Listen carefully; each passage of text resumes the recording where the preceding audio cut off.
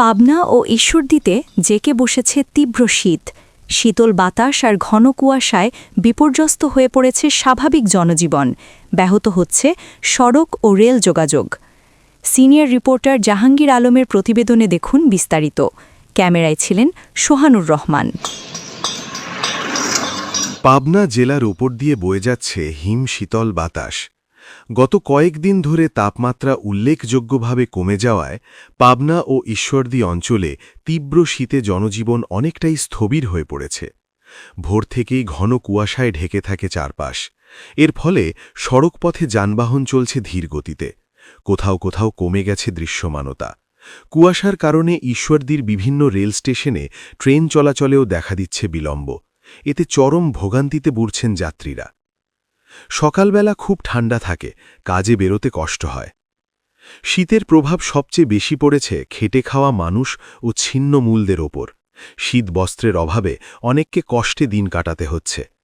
পাবনা শহরের বিভিন্ন এলাকায় শীতার্ত মানুষকে খোলা জায়গায় আগুন জ্বালিয়ে শরীর গরম করতে দেখা গেছে। এদিকে মানবিক সহায়তায় এগিয়ে এসেছে কয়েকটি স্বেচ্ছাসেবী সংগঠন।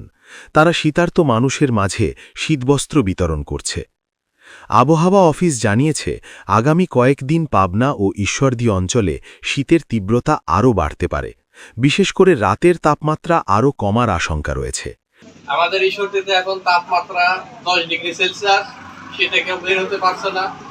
ঠান্ডা হাওয়া, কুয়াশা পড়তেছে সারাদিন।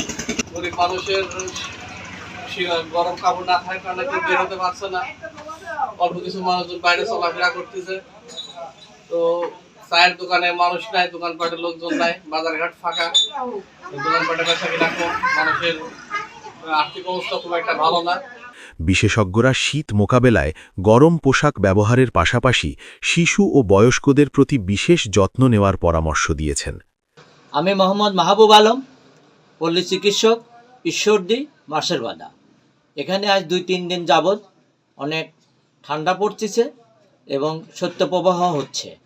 এই ঠান্ডাজনিত কারণে এখানে অনেক শিশু রোগী বিশেষ করে আসতেছে।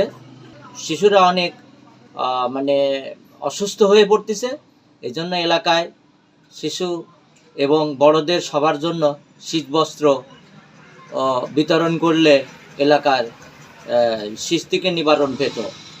কুয়াশায় ঢাকা ঈশ্বরদীর রেল লাইন, দূরে ট্রেনের হালকা আলো, মাঠে সরিষার হলুদ ফুল, কৃষকের ব্যস্ততা, আগুন পোহাচ্ছেন মানুষ, চা স্টলে ভিড়, শিশুদের গায়ে শীতের জামা, মুখে হাসি। সূর্যের আলোয় ধীরে ধীরে কুয়াশা সরে যাচ্ছে। কুয়াশা আর তীব্র শীতের এই দিনে পাবনা ও ঈশ্বরদীর মানুষ কঠিন বাস্তবতার মধ্যেও স্বাভাবিক জীবন ধরে রাখার চেষ্টা চালিয়ে যাচ্ছে।